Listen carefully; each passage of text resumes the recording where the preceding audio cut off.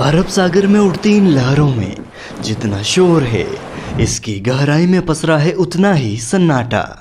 और इसी सन्नाटे में दफन है न जाने कितने ही रहस्य। जी हाँ दोस्तों, बात हो रही है समुद्र में डूबी द्वारिका नगरी की। एक ऐसी नगरी जो इतनी खूबसूरत थी कि जैसे कोई एक बार देख ले तो बस देखता ही रह जाए। ऊंची ऊंची दीवारें, बड़े बड़े गेट और उन पर की गई नक्काशी, भव्य मंदिर और महल, एक पूरा वेल प्लान्ड शहर जिसे देखकर लगता है मानो हम कोई फिल्म देख रहे हैं। जी हाँ दोस्तों, आज आपको हम लिए चलते हैं समुद्र के 130 फीट की गहराई में, जहाँ स्वयं भगवान श्री कृष्ण की नगरी यानी द्वारिका स्थित है।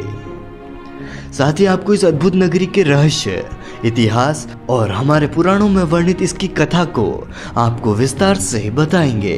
तो आप इस वीडियो को लाइक और शेयर जरूर करें, चैनल को सब्सक्राइब कर नोटिफिकेशन बेल को जरूर दबाएं और कमेंट में लिखिए जय श्री द्वारिकाधीश। द्वारिका को लेकर लोगों में काफी कंफ्यूजन है। दरअसल आज द्वारिका को दो हिस्सों में बांटा गया है, द्वारिका और बेट द्वारिका। द्वारका समुद्र के किनारे बसा एक छोटा सा शहर है। द्वारका शहर में ही विश्व प्रसिद्ध श्री द्वारिकाधीश का मंदिर है, जिसे भगवान विष्णु के 4 धामों में से एक माना जाता है, जहां हजारों कृष्ण भक्त दूर दूर से दर्शन के लिए आते हैं। श्री द्वारिकाधीश के दर्शन और मंदिर की पूरी जानकारी हमने हमारी इस वीडियो में बताई है, आप इस वीडियो को जरूर देखें। लेकिन दोस्तों, बेट द्वारिका समुद्र से 3 किलोमीटर की दूरी पर समुद्र के बीच स्थित एक द्वीप है, जहां खुदाई में कई सारे अवशेष मिले थे जो महाभारत काल यानी द्वापर युग के थे।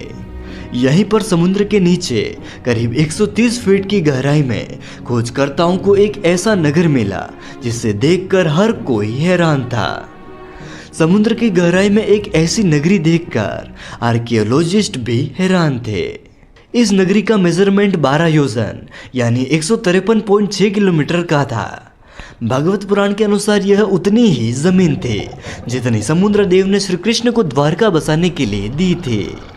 इसके बीचों बीच स्थित था श्री कृष्ण का महल, जिसके अवशेषों की कार्बन डेटिंग के बाद यह पाया गया कि महल, द्वार, नगर का परकोटा आदि जिन पत्थरों से बना है, जिन पर नक्काशियां की गई है आदि के यह सभी अवशेष हजारों साल पुराने हैं। तो चलिए दोस्तों, आपको बताते हैं कि क्यों बसाई और आखिर यह द्वारिका नगरी पानी में क्यों डूब गई।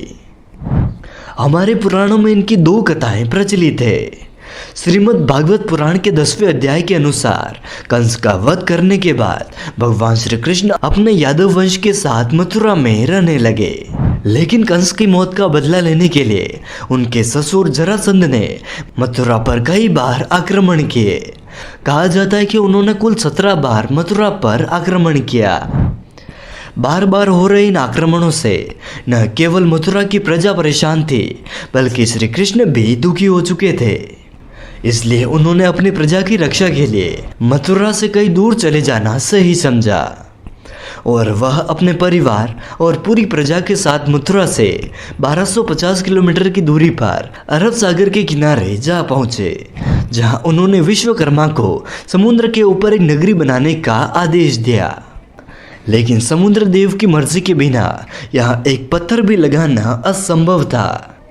इसलिए भगवान श्री कृष्ण ने समुद्र देव की पूजा की, जिससे खुश होकर समुद्र देव ने अरब सागर के बीचों बीच 12 योजन यानी 153.6 किलोमीटर की धरती प्रदान की। इसी भूमि पर भगवान श्री कृष्ण ने एक विशाल द्वारिका नगरी का निर्माण किया।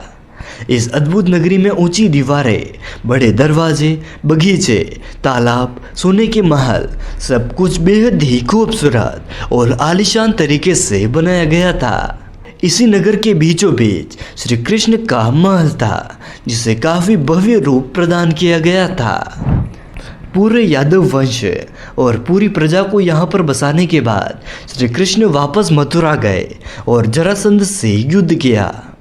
उनका वध करने के बाद वह अपने परिवार के साथ वापस द्वारिका में ही हंसी खुशी रहने लगे।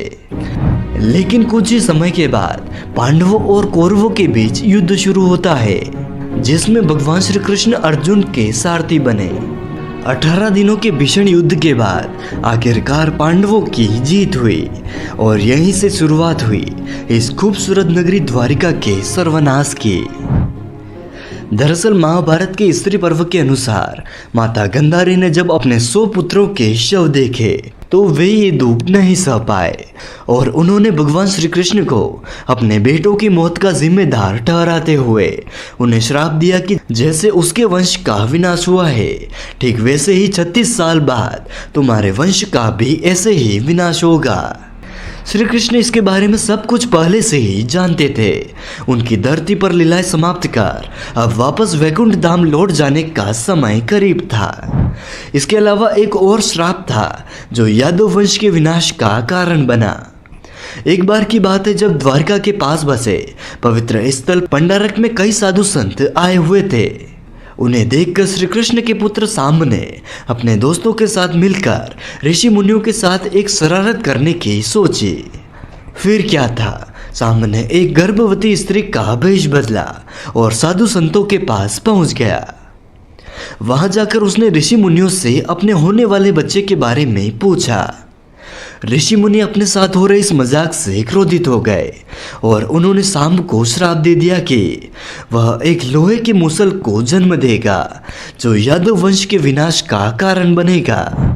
अब यादव वंश और द्वारिका को 2 श्राप मिल चुके थे और इन दोनों श्रापों के पूर्ण होने का समय था। थोड़ी ही देर के बाद सांब के कपड़ों से एक लोहे का मूसल मिला। जब श्री कृष्ण के नाना उग्रसेन को इस पूरी कहानी का पता चला तो उन्होंने इस लोहे के मूसल के टुकड़े किए और उन्हें समुद्र में फेंक दिया। यही उन्हें गलतफहमी हुई कि ऐसा करने से उन्होंने यादव वंश को श्राप से बचा लिया है, लेकिन ऐसा नहीं था। भगवान के लिए भी इन श्रापों को पूर्ण करना आवश्यक था। इस कारण जैसे ही उग्रसेन मूसल के टुकड़ों को समुद्र में फेंकते हैं, उन्हें एक मछली निगल लेती है। इसके बाद वह मछली मछुआरों के जाल में फंसती है। जब उसे चीरा जाता है तो उनके पेट से ही लोहे के मूसल के टुकड़े निकलते हैं, जिसके बाद एक शिकारी उन लोहे के टुकड़े को इकट्ठा करता है और एक जहरीले तीर को बनाता है। इस तरह टुकड़े टुकड़े होने के बाद भी यह लोहे का मूसल एक बार फिर तैयार हो जाता है यादव वंश के विनाश के लिए। अब 36 साल बीत चुके थे और वह समय आ चुका था जब माता गांधारी के श्राप को सच होने का समय था। पूरा यादव वंश नशे की लत में डूब चुका था। धीरे धीरे उन्होंने आपस में ही लड़ना शुरू कर दिया। अंदर ही अंदर यादव वंश में युद्ध छिड़ गया। भाई भाई को मारने लगा और धीरे धीरे पूरे राजवंश का विनाश होने लगा।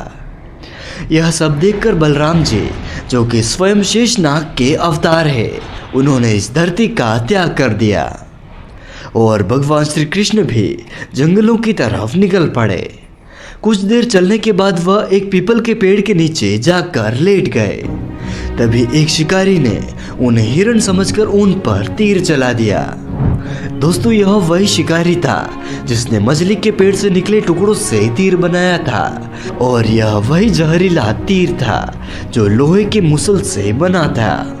जैसे ही यह जहरीला तीर श्री कृष्ण के पैरों पर लगा, भगवान श्री कृष्ण अपनी लीला पूर्ण कर अपने वैकुंठ धाम लौट गए और इसी के साथ पूरे यादव वंश का विनाश हो गया। जब अर्जुन को इस बात का पता चला तो वह दौड़कर द्वारिका पहुंचे, लेकिन तब तक वह सब कुछ खत्म हो चुका था। पूरी द्वारिका आग में जल रही थी।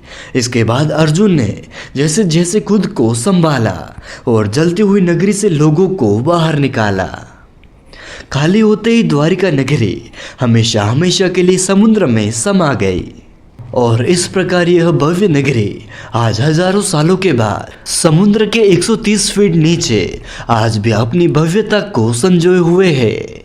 हजारों सालों के बाद और समुद्र के नीचे रहने के बावजूद यह उसी द्वारिका के अंश होने का प्रत्यक्ष प्रमाण दे रही है। तो दोस्तों, उम्मीद करते हैं आपको हमारे द्वारा दी गई यह जानकारी पसंद आई होगी।